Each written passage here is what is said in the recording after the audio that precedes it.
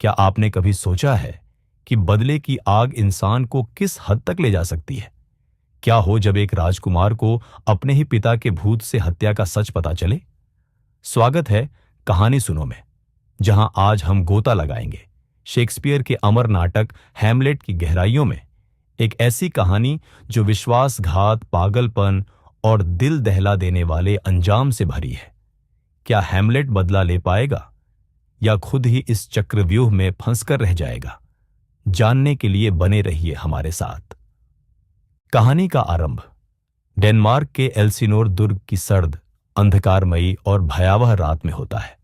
समय मध्य रात्रि के करीब है और वातावरण में एक अनकही आशंका और तनाव व्याप्त है। शाही रक्षक बर्नार्डो और फ्रांसिस्को अपनी पहरेदारी की अदला बदली कर रहे हैं। फ्रांसिस्को, जो अपनी ड्यूटी पूरी कर चुका है, ठंड और मन में बसे अजीब से डर का उल्लेख करता है। यह संवाद न केवल मौसम की गंभीरता को दर्शाता है, बल्कि राज्य में व्याप्त गहरी अशांति और नैतिक पतन का भी प्रतीकात्मक संकेत है। बर्नार्डो के साथ जल्द ही होरेशियो और मार्सेलस शामिल होते हैं। होरेशियो राजकुमार हैमलेट का मित्र और एक विद्वान व्यक्ति है, जिसे विशेष रूप से पिछली 2 रातों से घट रही एक रहस्यमयी घटना का साक्षी बनाने के लिए लाया गया है। मार्सेलस और बर्नार्डो ने पिछली रातों में एक प्रेत को देखा है, जो हूबहू हाल ही में दिवंगत हुए राजा हैमलेट जैसा दिखता है। होरेशियो प्रारंभ में इस बात पर संदेह करता है, इसे उनकी कल्पना या अंधविश्वास कहकर टालने की कोशिश करता है। टुश टुश, 'twill not appear। उसका तर्कवादी और शिक्षित मन ऐसी अलौकिक घटनाओं को सहज स्वीकार नहीं कर पाता, लेकिन उनके संदेह और चर्चाओं के बीच वह प्रेत पुनः प्रकट होता है। प्रेत का रूप, उसका शाही कवच और उसकी गंभीर मुद्रा दिवंगत राजा हैमलेट से इतनी मिलती जुलती है कि होरेशियो भी भौंचक्का और भयभीत रह जाता है। प्रेत शांत रहता है, कोई संवाद नहीं करता, बस एक गंभीर और दुखद मुद्रा में टहलता हुआ अंततः ओझल हो जाता है।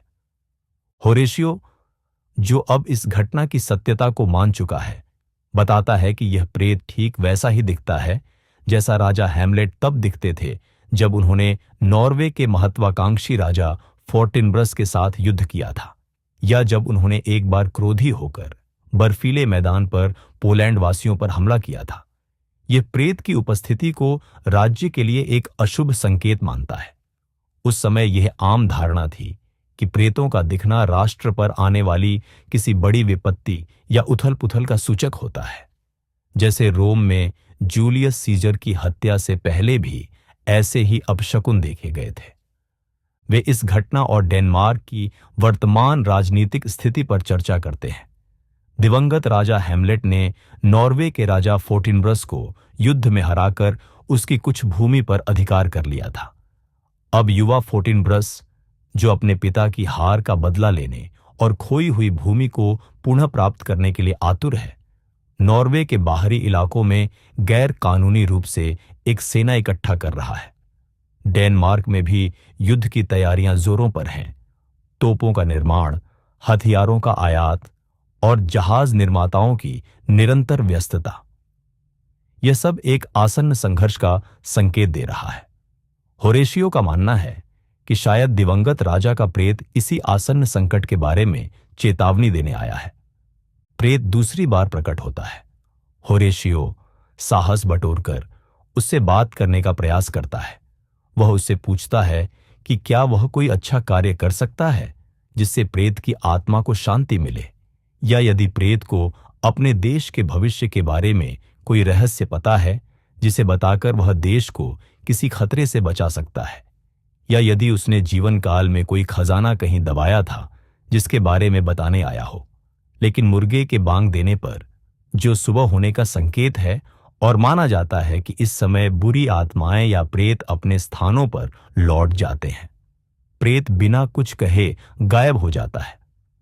तीनों इस निष्कर्ष पर पहुंचते हैं कि इस रहस्यमयी और भयावह घटना के बारे में राजकुमार हैमलेट को सूचित करना आवश्यक है। उन्हें विश्वास है कि प्रेत, जो अपने पुत्र जैसा दिखता है, शायद राजकुमार हैमलेट से बात करे। होरेशियो इस जिम्मेदारी को लेता है कि वह राजकुमार को इस प्रेत दर्शन के बारे में बताएगा। यह दृश्य न केवल नाटक के केंद्रीय रहस्य, प्रेत की उपस्थिति और उसके उद्देश्य की नींव रखता है, बल्कि डेनमार्क के राजनीतिक तनाव, दिवंगत राजा की वीरता और होरेशियो के तर्क संगत चरित्र को भी स्थापित करता है। यह दृश्य एल्सिनोर के महल के भव्य राज दरबार में घटित होता है, जो पिछले दृश्य की अंधकारमयी और भयावह रात के बिल्कुल विपरीत है। यहां दिन का प्रकाश है, दरबारी उपस्थित हैं और नए राजा क्लॉडियस, जो दिवंगत राजा हैमलेट का भाई है, राज्य के मामलों को संबोधित कर रहा है। क्लॉडियस अपने भाषण की शुरुआत अपने भाई, पूर्व राजा हैमलेट की मृत्यु पर औपचारिक दुख व्यक्त करते हुए करता है। वह कहता है कि यद्यपि शोक मनाना स्वाभाविक है, लेकिन राज्य के हितों को ध्यान में रखते हुए जीवन को आगे बढ़ाना भी आवश्यक है। इसी तर्क के साथ वह अपने शीघ्र विवाह को सही ठहराता है, जो उसने अपनी भाभी रानी गर्ट्रूड, दिवंगत राजा की विधवा और राजकुमार हैमलेट की मां से किया है। उसने यह विवाह राजा की मृत्यु के मुश्किल से 2 महीने बाद ही कर लिया था। क्लॉडियस इस विवाह को शोक में बुद्धिमानी और खुशी में मातम, an auspicious and a dropping eye के मिश्रण के रूप में प्रस्तुत करता है और दावा करता है कि यह निर्णय दरबारियों की सलाह और सहमति से लिया गया है। इसके बाद क्लॉडियस राज्य के अन्य महत्वपूर्ण मामलों पर आता है। वह युवा फोर्टिनब्रस की गतिविधियों का उल्लेख करता है, जो सोचता है कि राजा हैमलेट की मृत्यु से डेनमार्क कमजोर हो गया है और वह इस अवसर का लाभ उठाकर अपने पिता द्वारा हारी हुई भूमि वापस लेने की योजना बना रहा है। क्लॉडियस नॉर्वे के वर्तमान राजा, जो युवा फोर्टिनब्रस का चाचा है और बीमार तथा शक्तिहीन माना जाता है, को एक पत्र भेजता है, जिसमें युवा फोर्टिनब्रस की सैन्य गतिविधियों को रोकने का आग्रह किया गया है। इस कार्य के लिए वह 2 दरबारियों, कॉर्नेलियस और वोल्टीमैंड, को नॉर्वे भेजता है। फिर क्लॉडियस का ध्यान लेर्टेस की ओर जाता है, जो उसके मुख्य सलाहकार लॉर्ड चैम्बरलेन पोलोनियस का पुत्र है। लर्टेस फ्रांस वापस जाने की अनुमति मांगता है, जहां वह अपनी शिक्षा और दरबारी जीवन जारी रखना चाहता है। वह कहता है कि वह क्लॉडियस के राज्याभिषेक के लिए डेनमार्क आया था और अब अपनी जिम्मेदारियों का निर्वहन कर चुका है। पोलोनियस और क्लॉडियस दोनों उसे सहर्ष अनुमति दे देते हैं। अब क्लॉडियस का ध्यान अपने भतीजे और अब सौतेले बेटे राजकुमार हैमलेट की ओर जाता है, जो दरबार में अभी भी अपने पिता की मृत्यु का गहरा शोक मना रहा है और काले वस्त्र धारण किए हुए है। उसके चेहरे पर उदासी और निराशा स्पष्ट है। क्लॉडियस उसे पुत्र और भतीजा कहकर संबोधित करता है और पूछता है कि उस पर अभी भी उदासी के बादल, क्लाउड्स, क्यों छाए हुए हैं। गर्ट्रूड भी हैमलेट से अपने प्रिय हैमलेट कहकर आग्रह करती है कि वह इस अस्वाभाविक शोक को त्यागे और क्लॉडियस को अपने पिता के रूप में स्वीकार करे। वह उसे याद दिलाती है कि मृत्यु एक सामान्य और प्राकृतिक प्रक्रिया है। सभी जीवित प्राणियों को मरना है और उसके पिता भी इसी नियम के अधीन थे। हैमलेट का उत्तर व्यंग्य और कड़वाहट से भरा होता है। जब क्लॉडियस कहता है कि वह उसका पिता है, तो हैमलेट जवाब देता है, रिश्ते में कुछ अधिक, पर अपनत्व में कुछ कम। उसका अर्थ है कि क्लॉडियस अब उसके चाचा से बढ़कर सौतेला पिता बन गया है, लेकिन उसके प्रति क्लॉडियस का व्यवहार दयालु या स्वाभाविक नहीं है। जब गर्ट्रूड उससे पूछती है कि उसकी उदासी इतनी विशेष क्यों लग रही है, तो हैमलेट कहता है कि उसकी उदासी केवल बाहरी दिखावा नहीं है। वह कहता है कि उसके काले कपड़े, उसकी आहें, उसकी आंखों में आंसू, ये सब शोक के बाहरी प्रतीक मात्र हैं, जिन्हें कोई भी व्यक्ति दिखावे के लिए धारण कर सकता है। उसका वास्तविक दुख तो उसके हृदय के भीतर है, जो इन बाहरी प्रदर्शनों से कहीं अधिक गहरा और सच्चा है। क्लॉडियस हैमलेट के इस निरंतर और अत्यधिक शोक को स्त्रैण, अधार्मिक और तर्कहीन बताता है। वह उसे सलाह देता है कि पिता की मृत्यु एक सामान्य घटना है और इसे स्वीकार करना चाहिए। वह हैमलेट को अपने सबसे करीबी दरबारी और उत्तराधिकारी के रूप में घोषित करता है और उससे विटनबर्ग विश्वविद्यालय, जहां हैमलेट पढ़ रहा था, वापस न लौटने का आग्रह करता है, बल्कि डेनमार्क के दरबार में ही रहने का अनुरोध करता है। हैमलेट अपनी मां गर्ट्रूड के विशेष आग्रह पर अनिच्छा से दरबार में रुकने के लिए सहमत हो जाता है। दरबार समाप्त होता है और क्लॉडियस रानी के साथ प्रसन्नतापूर्वक बाहर निकलता है, यह घोषणा करते हुए कि हैमलेट की सहमति उनके लिए खुशी की बात है और इस अवसर पर आज रात महल में जश्न मनाया जाएगा, जिसमें हर जाम के साथ तोपों की सलामी दी जाएगी। अब हैमलेट मंच पर अकेला रह जाता है और अपना पहला प्रसिद्ध स्वगत भाषण देता है।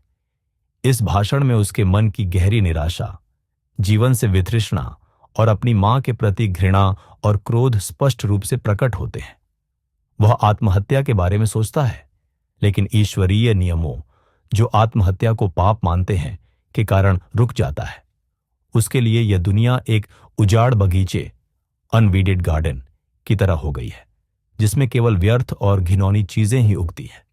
वह अपने पिता दिवंगत राजा हैमलेट को याद करता है, जो इतने गुणी, स्नेही और महान राजा थे, और उनकी तुलना वह क्लॉडियस से करता है, जो उसे अपने पिता के सामने एक व्यभिचारी, सैटियर जैसा लगता है। उसे सबसे अधिक पीड़ा अपनी मां गर्ट्रूड के व्यवहार से होती है, जिसने इतनी जल्दी अपने पति की मृत्यु के मुश्किल से 1 महीने बाद जूते भी पुराने नहीं हुए थे, जिन्हें पहनकर वह पिता के जनाजे में रो रही थी, अपने देवर क्लॉडियस से विवाह कर लिया। वह इसे पाशविक और अनैतिक मानता है। यह विवाह न केवल सामाजिक रूप से अनुचित था, बल्कि अनाचारपूर्ण भी माना जाता था। उस समय देवर से विवाह को अनाचार की श्रेणी में रखा जाता था। हैमलेट का हृदय इस विश्वासघात और नैतिक पतन से टूट चुका है, लेकिन वह अपनी भावनाओं को व्यक्त नहीं कर सकता। इसी समय होरेशियो, मार्सिलस और बर्नार्डो प्रवेश करते हैं। हैमलेट अपने प्रिय मित्र होरेशियो को देखकर प्रसन्न होता है और पूछता है कि वह एल्सिनोर में क्या कर रहा है। होरेशियो बताता है कि वह राजा हैमलेट के अंतिम संस्कार के लिए आया था।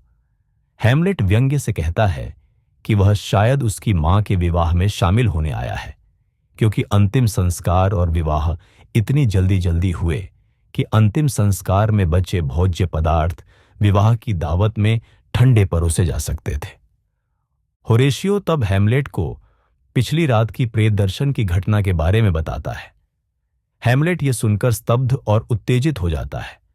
वह उनसे प्रेत के रूप, उसके वस्त्रों और उसके व्यवहार के बारे में विस्तृत प्रश्न पूछता है।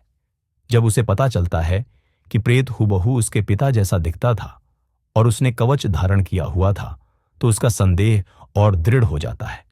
वह उनसे इस बात को गुप्त रखने का आग्रह करता है और निर्णय लेता है कि वह उस रात स्वयं पहरे पर जाएगा ताकि प्रेत से मिल सके। उसे संदेह है कि उसके पिता की मृत्यु स्वाभाविक नहीं थी और इसमें कोई अपराध शामिल है। वह कहता है, बुरे कर्म अंततः प्रकट हो ही जाते हैं, चाहे पूरी पृथ्वी उन्हें ढकने का प्रयास करे। यह दृश्य राजकुमार हैमलेट के चरित्र, उसकी मानसिक स्थिति, क्लॉडियस के धूर्त और कूटनीतिक स्वभाव, रानी गर्ट्रूड की कमजोरी और डेनमार्क के दरबार में व्याप्त तनाव और नैतिक भ्रष्टाचार को स्थापित करता है। हैमलेट का गहरा शोक, उसकी मां और चाचा के प्रति घृणा और प्रेत के रहस्य ने उसे एक जटिल और खतरनाक मार्ग पर धकेल दिया है। यह दृश्य हमें लॉर्ड चैम्बरलेन पोलोनियस के कक्ष में ले जाता है, जहां उसका पुत्र लर्टेस फ्रांस जाने की तैयारी कर रहा है और उसकी बहन ओफेलिया उसे विदा करने आई है। लर्टेस अपनी बहन ओफेलिया को राजकुमार हैमलेट के प्रति उसके प्रेम संबंधों के बारे में सलाह देता है। वह ओफेलिया को आगाह करता है कि हैमलेट का प्रेम शायद क्षणिक और अविश्वसनीय हो सकता है। वह कहता है कि यद्यपि हैमलेट अभी ओफेलिया के प्रति प्रेम प्रदर्शित कर रहा होगा, लेकिन एक राजकुमार होने के नाते वह अपनी पसंद और इच्छाओं का स्वामी नहीं है। उसका विवाह राज्य की राजनीतिक आवश्यकताओं और सहमति पर निर्भर करेगा। इसलिए यदि वह ओफेलिया से प्रेम का दावा भी करता है, तो वह शायद उससे विवाह न कर पाए। लर्टेस ओफेलिया को सलाह देता है कि वह अपनी पवित्रता और सम्मान की रक्षा करे और हैमलेट के प्रेम निवेदनों में बहुत अधिक विश्वास न करे, अन्यथा उसे भावनात्मक रूप से आहत होना पड़ सकता है और उसका सम्मान भी खतरे में पड़ सकता है। वह उसे अपने हृदय को असुरक्षित न छोड़ने और अपने कौमार्य के खजाने को हैमलेट के अनियंत्रित आवेगों के सामने न खोलने की चेतावनी देता है। ओफेलिया अपने भाई की सलाह को ध्यान से सुनती है और कहती है कि वह उसकी बातों को अपने हृदय में रखेगी, लेकिन वह भी लर्टेस को पलटकर सलाह देती है कि वह फ्रांस जाकर स्वयं एक लापरवाह और पापी मार्ग पर न चले, जबकि वह उसे संयम और सदाचार का उपदेश दे रहा है। यह ओफेलिया के चरित्र की एक सूक्ष्म झलक प्रस्तुत करता है। वह विनम्र है, लेकिन भोली या मूर्ख नहीं है। इसी समय पोलोनियस प्रवेश करता है। वह लर्टेस को इतनी देर तक रुकने के लिए डांटता है क्योंकि उसकी जहाज रवाना होने वाली है। फिर वह अपने बेटे को फ्रांस में व्यवहार करने के लिए लंबी चौड़ी, घिसी पीटी और पांडित्यपूर्ण सलाहों की एक सूची देता है। यह सलाह यद्यपि व्यावहारिक ज्ञान से भरी हुई प्रतीत होती है, पोलोनियस के आडंबरपूर्ण और आत्ममहत्वपूर्ण स्वभाव को भी दर्शाती है। उसकी कुछ प्रमुख सलाहें हैं। अपने विचारों को व्यक्त करने में संयम बरतो, दूसरों के साथ मैत्रीपूर्ण रहो, पर हर किसी से घनिष्ठता मत बढ़ाओ, सच्चे मित्रों को अपने पास रखो, हर किसी से झगड़ा करने से बचो, लेकिन यदि झगड़ा हो जाए तो इतने मजबूती से लड़ो कि शत्रु तुमसे डरे। सबकी सुनो पर बोलो कम। अपनी सामर्थ्य के अनुसार अच्छे वस्त्र पहनो, क्योंकि वस्त्र व्यक्ति की पहचान बनाते हैं। न तो किसी से उधार लो, न किसी को उधार दो, क्योंकि उधार देने से धन और मित्र दोनों खो जाते हैं। और सबसे महत्वपूर्ण, अपने प्रति सच्चे रहो। लर्टेस अपने पिता की सलाह को सम्मानपूर्वक स्वीकार करता है और विदा लेता है। लर्टेस के जाने के बाद पोलोनियस ओफेलिया से पूछता है कि लर्टेस उसे क्या बता रहा था। जब ओफेलिया बताती है कि वह राजकुमार हैमलेट के बारे में बात कर रहा था, तो पोलोनियस चिंतित हो जाता है। वह ओफेलिया से हैमलेट के साथ उसके संबंधों के बारे में सीधे सीधे पूछता है। ओफेलिया स्वीकार करती है कि हैमलेट ने हाल ही में उसके प्रति कई बार प्रेम व्यक्त किया है। पोलोनियस हैमलेट के इन प्रेम निवेदनों को अविश्वसनीय और मूर्खतापूर्ण कहकर खारिज कर देता है। वह ओफेलिया को एक नासमझ बच्ची कहता है, जो हैमलेट के इन झूठे प्रस्तावों को सच मान रही है। वह हैमलेट की प्रतिज्ञाओं को जाल और अपवित्र दलालों के समान बताता है, जो केवल ओफेलिया का लाभ उठाने के लिए किए गए हैं। पोलोनियस का मानना है कि हैमलेट युवा है, उसकी भावनाएं क्षणिक हैं और वह केवल ओफेलिया के साथ खिलवाड़ कर रहा है। वह अपनी बेटी को आदेश देता है कि वह राजकुमार हैमलेट से अपनी बातचीत सीमित करे, उसके पत्रों को स्वीकार न करे और उससे न मिले। ओफेलिया एक आज्ञाकारी पुत्री के रूप में अपने पिता के आदेश का पालन करने का वचन देती है। यह दृश्य पोलोनियस परिवार के आंतरिक संबंधों को दर्शाता है। लर्टेस एक स्नेही भाई है, लेकिन वह भी पारंपरिक मर्दाना दृष्टिकोण रखता है। पोलोनियस एक प्रेम करने वाला पिता है, लेकिन वह अत्यधिक सतर्क, संदेहास्पद, आडंबरपूर्ण और अपने बच्चों के जीवन पर नियंत्रण रखने वाला भी है। उसकी सलाहें यद्यपि सतही रूप से बुद्धिमत्तापूर्ण लगती हैं, अक्सर स्वार्थ और दुनियादारी से प्रेरित होती हैं। ओफेलिया एक विनम्र, आज्ञाकारी और शायद कुछ हद तक भोली युवती के रूप में प्रस्तुत की गई है, जो अपने भाई और पिता के आदेशों के प्रति समर्पित है, भले ही इससे उसके स्वयं के भावनात्मक हित प्रभावित हों। यह दृश्य हैमलेट और ओफेलिया के प्रेम संबंधों में आने वाली बाधाओं और गलतफहमियों की नींव भी रखता है, जो बाद में दुखद परिणाम देंगी। पोलोनियस का हस्तक्षेप और हैमलेट के इरादों के बारे में उसकी गलत धारणाएं कहानी के दुखद विकास में महत्वपूर्ण भूमिका निभाती है। समय मध्य रात्रि के करीब है। हैमलेट, होरेशियो और मार्सेलस दुर्ग के उसी पहरा मंच पर हैं जहां पहले प्रेत दिखाई दिया था। कड़ाके की ठंड और घने अंधेरे का सामना कर रहे हैं। वे प्रेत के पुनः प्रकट होने की प्रतीक्षा कर रहे हैं। दूर से, महल के भीतर से क्लॉडियस के जश्न और उत्सव में बजने वाले तुरही और तोपों की आवाजें आ रही हैं। हैमलेट इस शोर शराबे और डेनमार्क के दरबार में व्याप्त शराबखोरी तथा उच्छृंखलता की निंदा करता है। वह कहता है कि इस प्रकार के अत्यधिक जश्न और व्यसन अन्य राष्ट्रों के बीच डेनमार्क की प्रतिष्ठा को धूमिल करते हैं, जिससे वे डेनिश लोगों को शराबी और असभ्य समझने लगते हैं। वह इस बात पर भी विचार करता है कि कैसे किसी एक व्यक्ति या राष्ट्र में कोई एक छोटा सा दोष, जैसे अत्यधिक मद्यपान, उनके सभी अच्छे गुणों और उपलब्धियों पर हावी होकर उनकी छवि को कलंकित कर सकता है, ठीक वैसे ही जैसे एक छोटी सी बुरी चीज पूरे पदार्थ को खराब कर देती है। यह टिप्पणी न केवल क्लॉडियस के दरबार की आलोचना है, बल्कि शायद हैमलेट के अपने चरित्र और आने वाले समय में उसके कार्यों पर भी एक सूक्ष्म संकेत है। इसी बीच प्रेत पुनः प्रकट होता है। हैमलेट यद्यपि भयभीत है, फिर भी साहस बटोरकर प्रेत को संबोधित करता है। वह उसे हैमलेट, राजा, पिता, शाही डेन कहकर पुकारता है और उससे पूछता है कि वह क्यों आया है, उसका क्या उद्देश्य है। वह यह भी पूछता है कि क्या प्रेत कोई नेक आत्मा है या कोई शैतानी शक्ति। प्रेत हैमलेट को इशारे से अपने पीछे आने के लिए कहता है, जैसे वह उससे एकांत में कुछ कहना चाहता हो। होरेशियो और मार्सेलस हैमलेट को प्रेत के पीछे जाने से रोकने का प्रयास करते हैं। उन्हें डर है कि प्रेत उसे किसी खतरनाक स्थान पर ले जा सकता है, जैसे समुद्र की चट्टान पर, या उसे पागल कर सकता है। होरेशियो चेतावनी देता है कि ऐसी अलौकिक शक्तियां अक्सर खतरनाक होती हैं, लेकिन हैमलेट दृढ़ निश्चयी है। उसे लगता है कि उसका जीवन इतना मूल्यहीन हो गया है कि उसे खोने का कोई डर नहीं है। I do not set my life at a pin's fee. और जहां तक उसकी आत्मा का प्रश्न है, वह भी प्रेत की तरह अमर है, इसलिए उसे कोई नुकसान नहीं पहुंचा सकता। वह अपने मित्रों की चेतावनियों को अनसुना कर देता है और घोषणा करता है कि उसका भाग्य उसे पुकार रहा है। वह उनसे कहता है कि वे उसे न रोकें, अन्यथा वह उन्हें भी भूत बना देगा। अंततः वह प्रेत के पीछे पीछे मंच के एक अन्य अधिक सुनसान हिस्से की ओर चला जाता है। होरेशियो और मार्सेलस चिंतित होकर उसके पीछे जाने का निर्णय लेते हैं, हालांकि कुछ दूरी बनाकर। होरेशियो टिप्पणी करता है कि इस घटना में कुछ तो अजीब और अप्राकृतिक है, जो डेनमार्क राज्य में व्याप्त गहरे भ्रष्टाचार और नैतिक पतन की ओर एक और संकेत है। मार्सेलस कहता है, स्वर्ग ही इसका मार्गदर्शन करेगा, जो उस युग की ईश्वरीय न्याय में आस्था को दर्शाता है।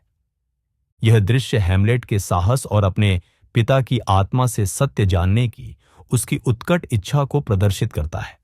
यह प्रेत के रहस्य को और गहरा करता है और आने वाले भयावह रहस्योद्घाटन के लिए मंच तैयार करता है। मित्रों की चिंताएं और हैमलेट की अपने जीवन के प्रति उदासीनता उसके चरित्र के महत्वपूर्ण पहलुओं को उजागर करती हैं। हैमलेट प्रेत के पीछे पीछे एक सुनसान जगह पर पहुंचता है। प्रेत अब उससे बात करना शुरू करता है।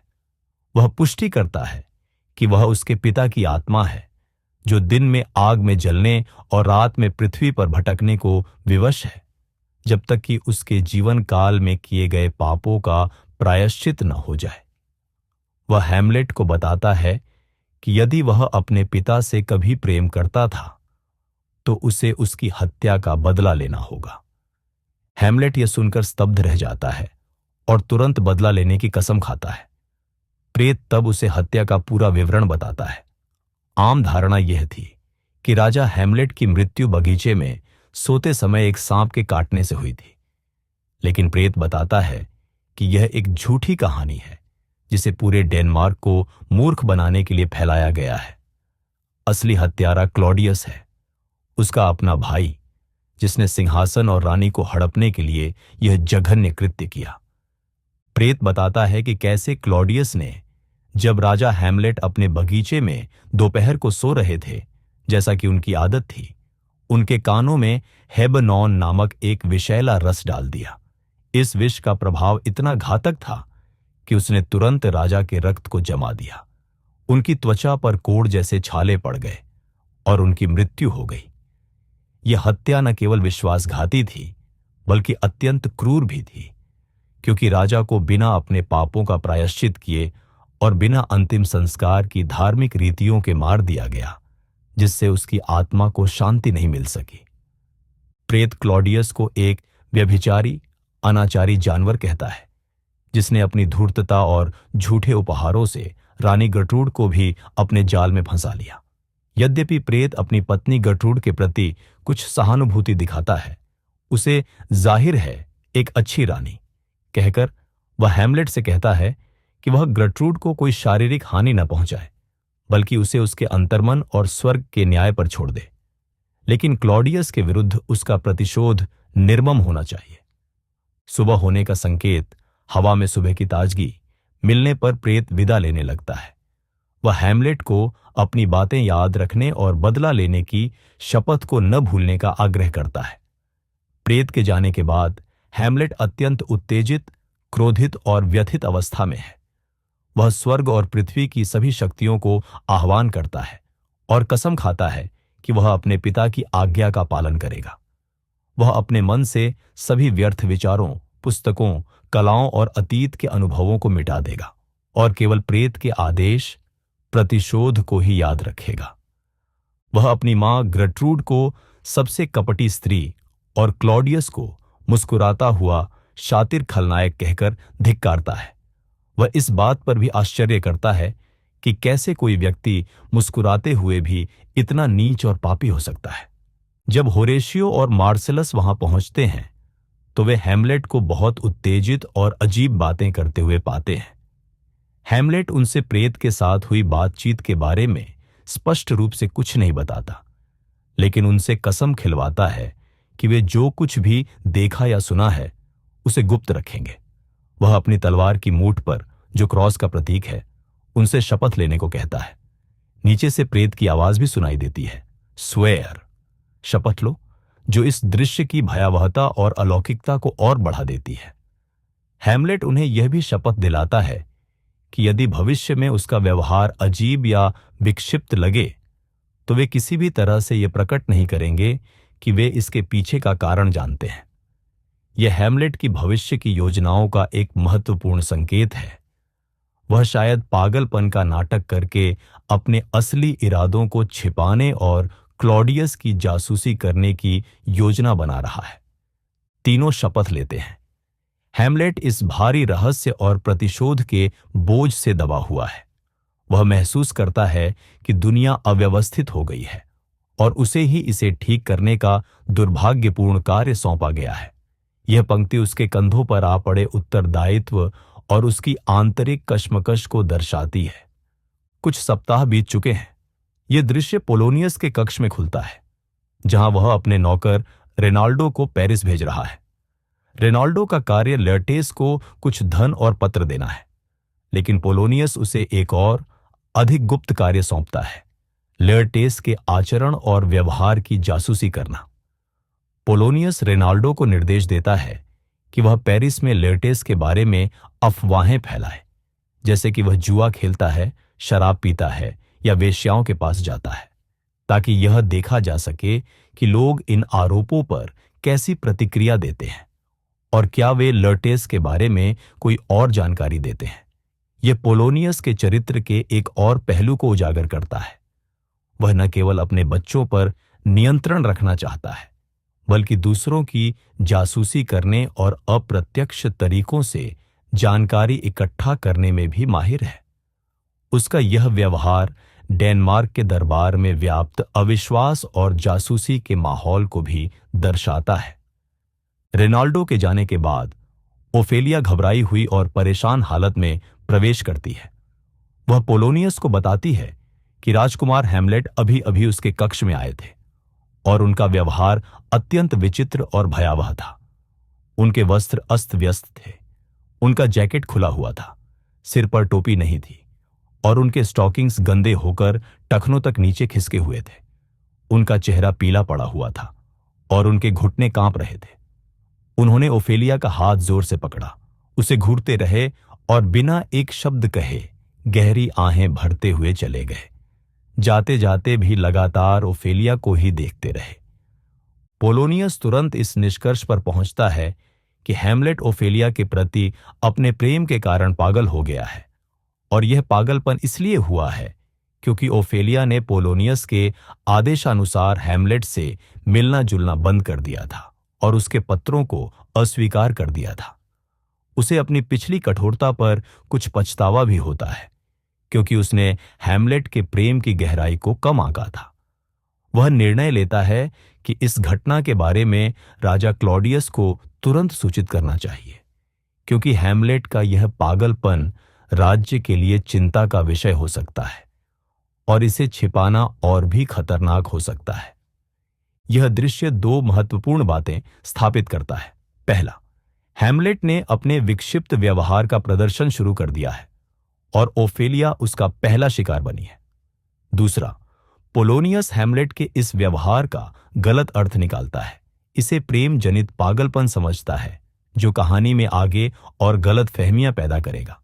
यह भी स्पष्ट नहीं है कि हैमलेट का ओफेलिया के प्रति यह व्यवहार पूरी तरह से नाटक था या इसमें उसके वास्तविक दुख और निराशा का भी कुछ अंश था, क्योंकि ओफेलिया भी उसके प्रति अपने पिता के आदेशों का पालन कर रही थी। यह एक लंबा और महत्वपूर्ण दृश्य है जो एल्सिनोर के महल के एक कक्ष में घटित होता है। राजा क्लॉडियस और रानी ग्रट्रूड ने हैमलेट के दो पुराने मित्रों रोजेनक्रांस और गिल्डनस्टर्न को विटनबर्ग से बुलवाया है। क्लॉडियस उन्हें बताता है कि हैमलेट में हाल ही में एक बड़ा बदलाव आया है। वह अपने सामान्य व्यवहार से बहुत अलग हो गया है और गहरे अवसाद में है।